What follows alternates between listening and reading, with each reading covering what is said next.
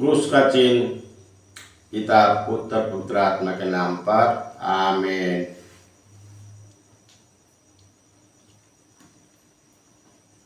प्रज्ञा ग्रंथ अध्याय 3 पद संख्या 1 से 9।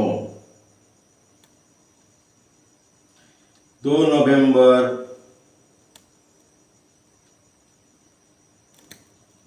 शनिवार 2024। पहला पाठ का मूल वाक्य। धर्मियों की आत्माएं ईश्वर का हाथ में है, उन्हें कभी कोई कष्ट नहीं होगा।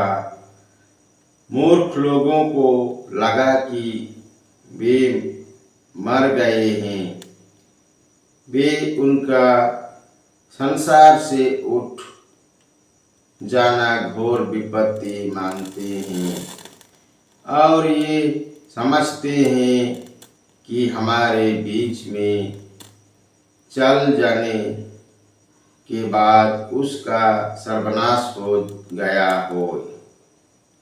किंतु धर्मियों की शांति का निवास मिला है।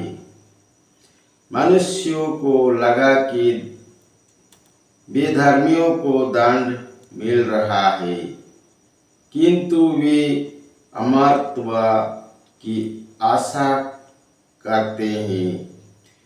थोड़ा कष्ट होने के बाद उन्हें महान पुरस्कार दिया जाएगा।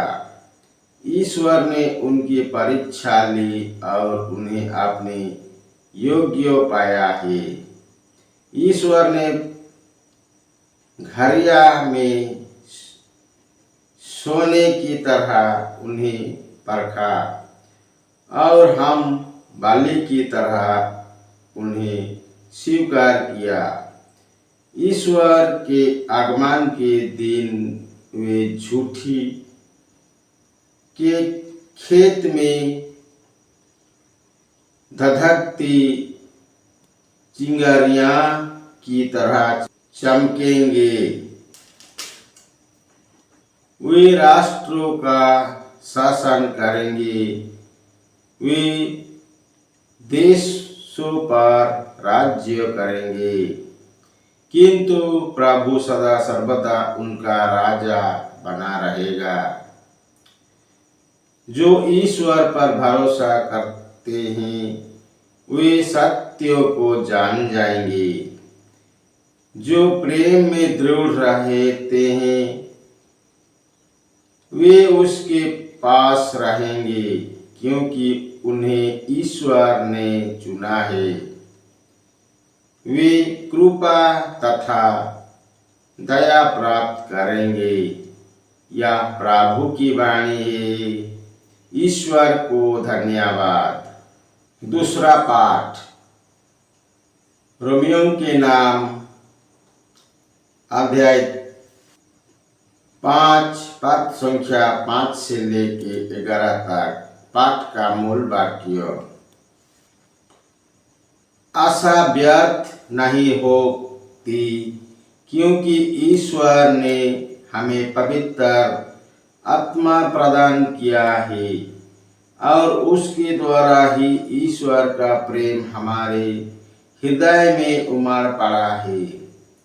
हम निसहाय ही थे जब मसीह निर्धारित समय पर बेधर्मियों के लिए मर गए। धर्मियों मनुष्यों के लिए शायद ही कोई अपने प्राण अर्पित करे, फिर भी हो सकता है कि भले मनुष्यों के लिए कोई मरने को तैयार हो गए। किंतु हम पापी थे जब मसीह हमारे लिए मर गए थे। इससे ईश्वर ने हमारे प्रति अपने प्रेम का प्रमाण दिया है।